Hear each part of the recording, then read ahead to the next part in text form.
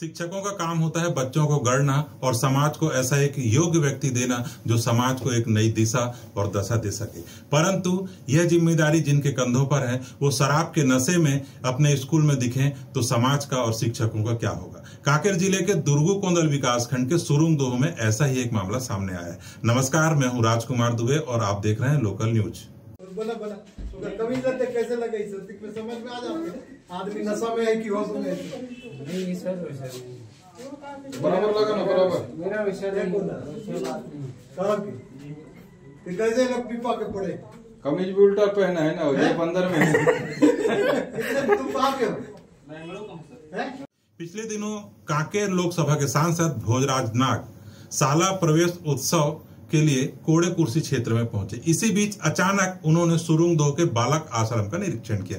जब वो बालक आश्रम में पहुंचे तो वहां का अधीक्षक ओंकारेश्वर चुरेंद्र उन्हें नशे की हालत में मिला।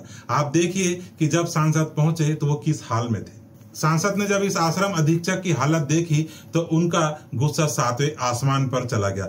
वैसे भी कांकेर लोकसभा के सांसद अपनी कार्यशैली के लिए जाने जाते हैं और हमेशा चर्चित भी रहते हैं।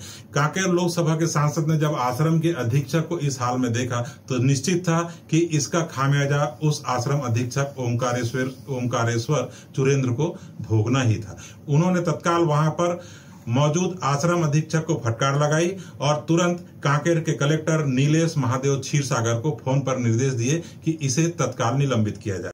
के पड़े हैं, हाँ तत्काल कार्रवाई करिए दोनों के ऊपर। सुरुंगदोह कोड़े कुर्सी से इस पार नदी की इस पार में है।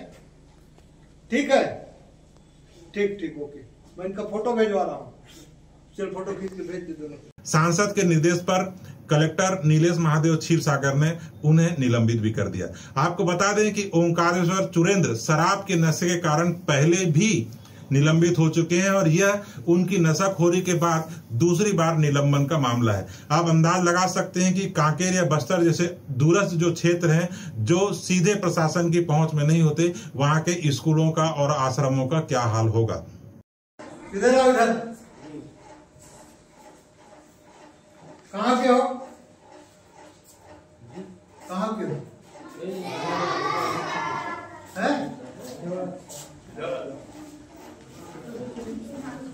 इधर आओ, इधर।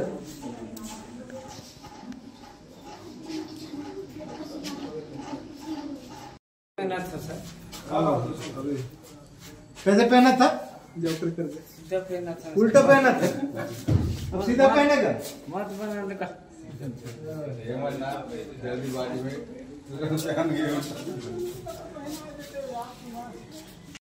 पहना था सर। कैसे पहना था? सीधा पहना था। उल्टा पहना था? अब सीधा पहनेगा? मत बनाने का जल्दीबाजी में